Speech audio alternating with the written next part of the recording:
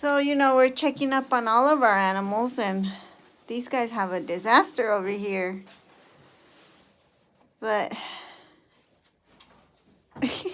why? Evil. I'm gonna clean it up. So you guys know that we use dirt for Barbie here, our senior cat who doesn't like to go anywhere anymore because he can't outrun our dogs.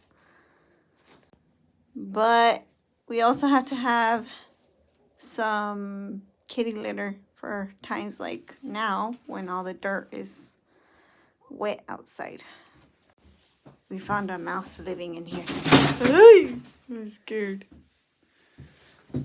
Not only that, but this thing is full of water. Right next to the window, what's happening?